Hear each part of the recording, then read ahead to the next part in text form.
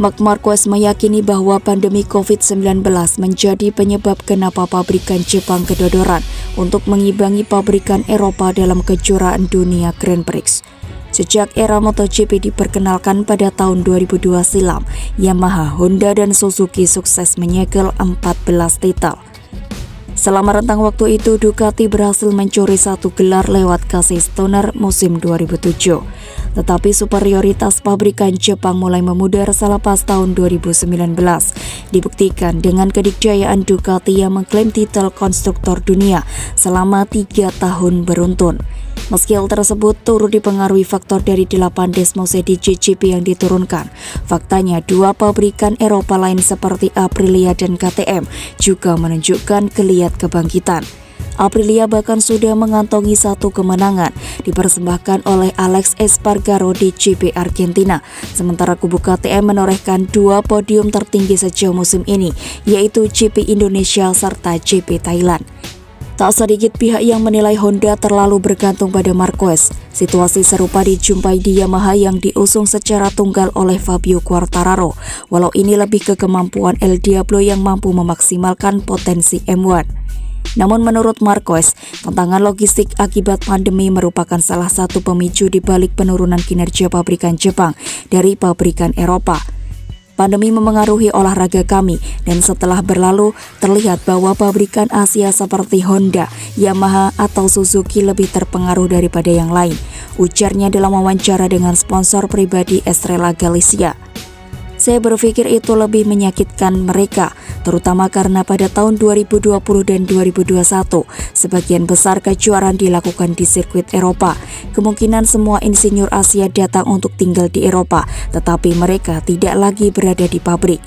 Banyak komunikasi dan tingkat pekerjaan yang sedikit menurun, meski itu bukan alasan, karena pada akhirnya Anda berada di kejuaraan dunia dan Anda harus tahu bagaimana beradaptasi dengan perubahan. Jika tidak, Anda akan disalib, dan dalam hal ini mungkin karena protokol dan segala sesuatu yang menyertainya, ada kekuatan yang lebih besar yang membuat mereka tidak dapat beradaptasi. Mengomentari problem yang membelit Honda, Marquez berargumen bahwa masalah dalam skuad berlogo sayap tunggal tersebut bukan pada paket motor RC213V itu sendiri, melainkan keseluruhan proyek termasuk komunikasi. Dalam hal ini Honda telah bekerja dan saat ini mereka masih bekerja karena normalitas telah kembali di negara mereka, ucap Marquez. Mudah-mudahan untuk 2023 mereka mengambil langkah maju yang besar, tapi saya tidak bisa menyalahkan mereka untuk apapun, karena saya melihat upaya mereka sudah maksimal, keterlibatannya juga maksimal, dan saya bisa merasakan di dalam diri mereka keinginan untuk menang lagi.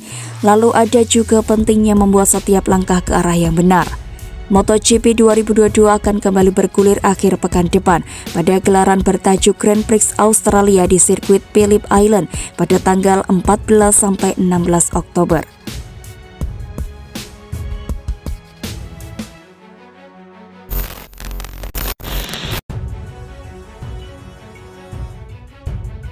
Pertarungan gelaran MotoGP 2022 memasuki fase krusial.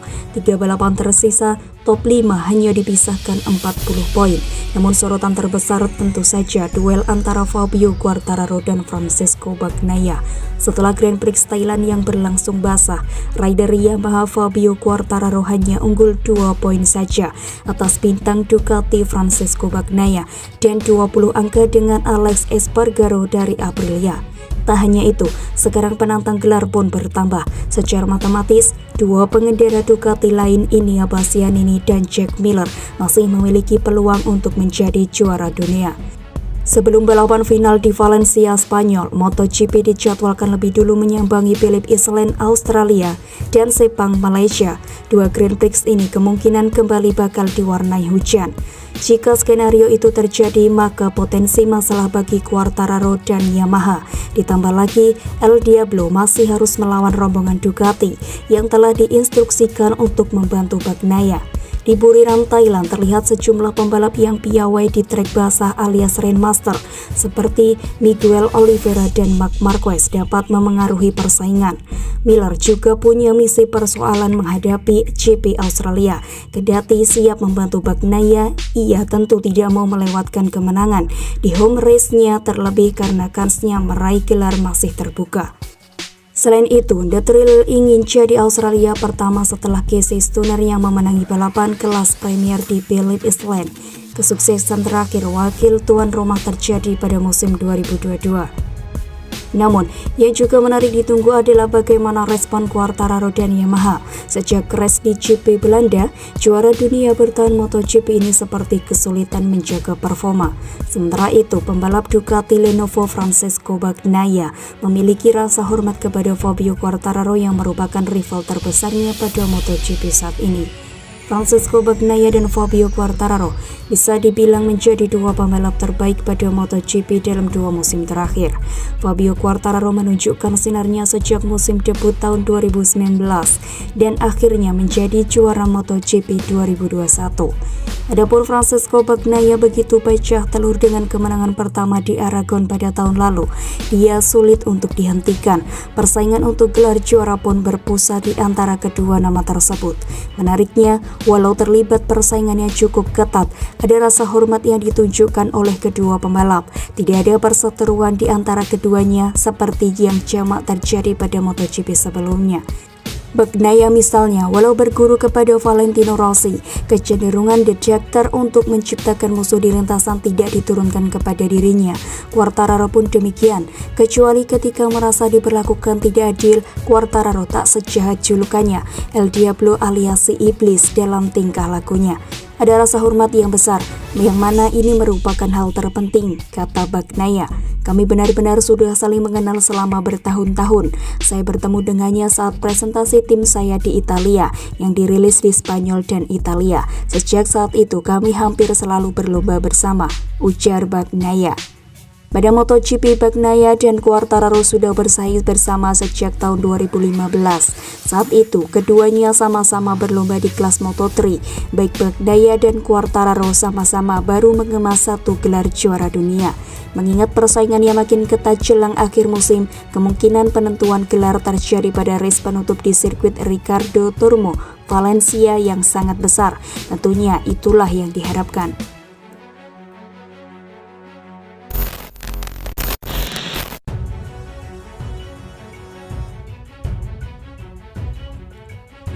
Jack Miller kini masuk perburuan gelar juara MotoGP 2022.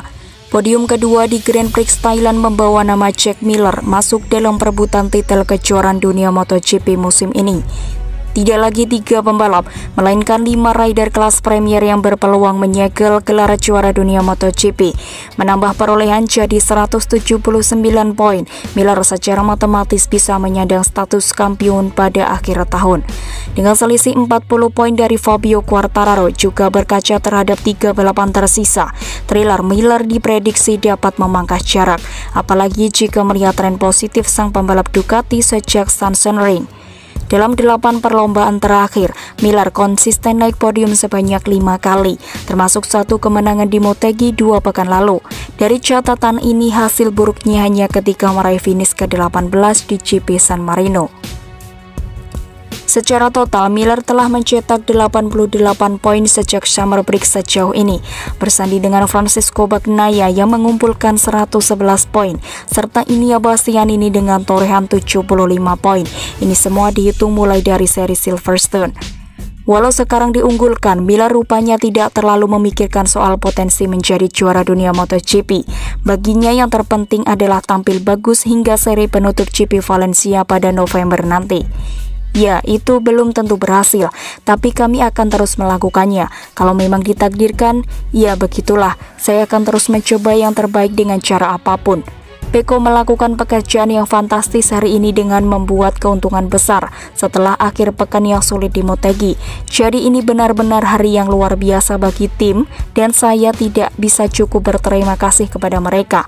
Mereka belum menyerah, mereka mendorong kami berdua sampai akhir dan semoga kami bisa memberi mereka semacam hadiah untuk semua kerja keras. Saat hujan deras mengguyur sirkuit internasional Chang, Miller segera diplot sebagai salah satu favorit pemenang. Hal ini berdasarkan fakta yang akan kemampuannya dalam mengatasi kondisi trek basah. Tetapi Miller mendapatkan perlawanan ketat dari Miguel Oliveira. Pembalap KTM itu kini membuktikan diri sebagai spesialis wet race, menyusul 2 kemenangan di Mandalika dan Buriram pada musim ini. Yang menarik justru adalah Miller sempat mewaspadai Danilo Petrucci. Meski statusnya pembalap pengganti Joan Mir, Petrucci mengendarai Suzuki GSX-RR dianggap bakal bisa merepotkannya.